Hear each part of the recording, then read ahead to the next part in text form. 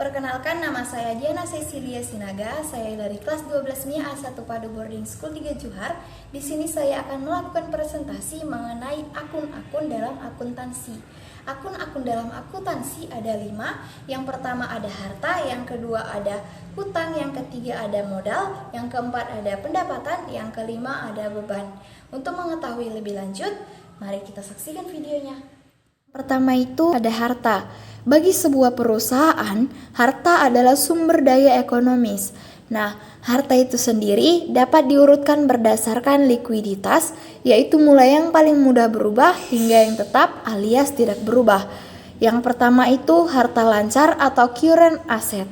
Harta ini berbentuk uang tunai atau dapat diuangkan dengan segera, misalnya kas, wesel tagih, dan piutang usaha. Yang kedua itu ada harta tetap.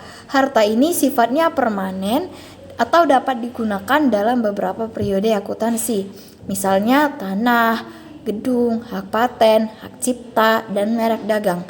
Harta tetap ini terbagi lagi menjadi 2. Yang pertama itu ada harta tetap berwujud, misalnya tanah, gedung, dan kendaraan. Yang kedua itu harta tetap tak berwujud, misalnya hak paten, hak cipta, merek dagang, dan goodwill. Yang kedua ada hutang. Hutang adalah kewajiban yang ditanggung perusahaan untuk dibayar ke pihak lain. Hutang lumrah dimiliki perusahaan sebagai akibat adanya transaksi di masa lalu yang mengakibatkan adanya penyelesaian di masa mendatang atau melalui pengerahan sumber daya perusahaan. Akun hutang bisa dibedakan menjadi 3 jenis berdasarkan waktu tempo pelunasannya, yaitu hutang lancar, hutang jangka pendek, dan hutang lain. Hutang lancar adalah kewajiban perusahaan untuk melunasinya dalam jangka waktu yang singkat, umumnya kurang dari 1 tahun. Contohnya itu ada gaji dan hutang pajak. Yang kedua itu ada hutang jangka pendek. Itu adalah kewajiban perusahaan yang waktu tempo pelunasannya adalah lebih dari 1 tahun. Contohnya adalah hipotek dan obligasi. Yang ketiga adalah utang lain.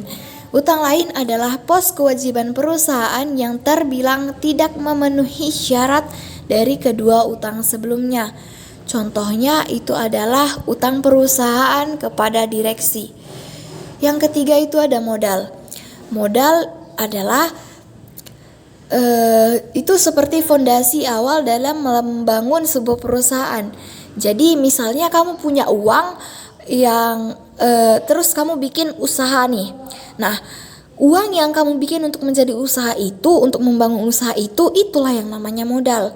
Nah, modal ini sendiri dibagi menjadi 3. Yang pertama itu ada modal pribadi, lalu modal saham, dan laba yang ditahan.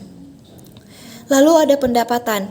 Pendapatan ini adalah semua penerimaan keuntungan perusahaan selama 1 periode akuntansi.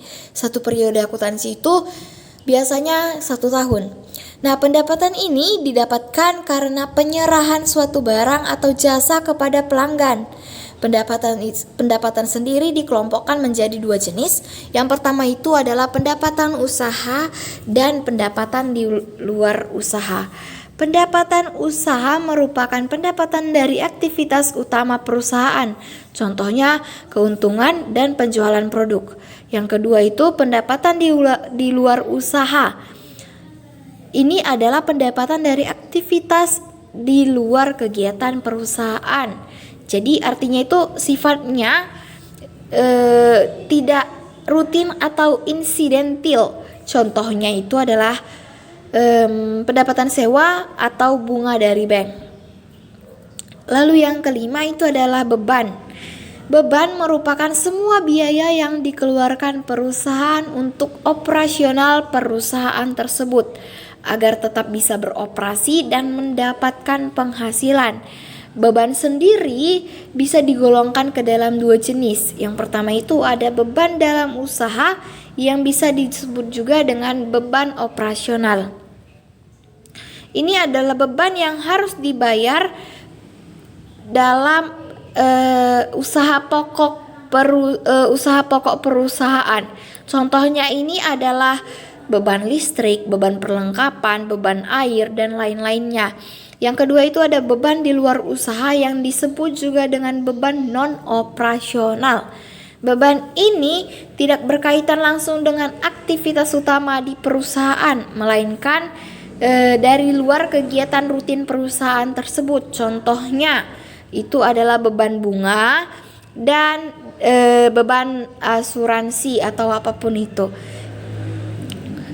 Nah, yang akan kita bahas selanjutnya itu adalah akun-akun yang bertambah pada debit dan kredit.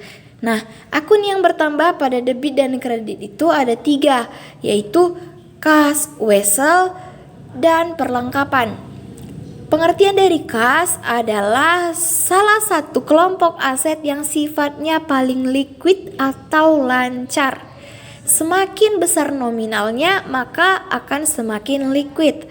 Jadi, semakin besar nominal kas ini, maka akan semakin lancarlah kelompok aset atau harta kita itu. Lalu yang kedua itu ada wesel. Wesel bisa diartikan sebagai surat perintah yang dibuat oleh kreditur yang diperuntukkan kepada debitur untuk membayar sejumlah uang pada waktu yang telah ditentukan sesuai dengan yang tertera pada surat wesel itu. Nah, yang ketiga itu ada perlengkapan. Perlengkapan dalam akuntansi adalah barang-barang yang dimiliki perusahaan yang bersifat habis dipakai ataupun bisa dipakai berulang-ulang. Nah, yang selanjutnya yang akan kita bahas itu kode akun. Di sini sudah saya terapkan, sudah saya berikan kode akun. Ini adalah kode akun dari akuntansi yang gunanya itu mempermudah pencatatan. Maka sebaiknya kode akun itu disusun sedemikian rupa dan diberi nomor kode. Nah, berdasarkan nomor itu bisa dikenali apakah suatu akun termasuk golongan aktiva, kewajiban, ekuitas, pendapatan, atau bahkan beban. Nah, ada beberapa manfaat kode akun lainnya. Yang pertama itu dapat memberi makna bagi data untuk proses berikutnya. Yang kedua itu dapat menyediakan identifikasi secara ringkas. Dan yang ketiga itu dapat mempermudah identifikasi terhadap berbagai akun pada buku besar atau buku pencatatan. Yang keempat dapat mengurangi pekerjaan yang berkaitan dengan teknik pencatatan. Yang kelima dapat mempermudah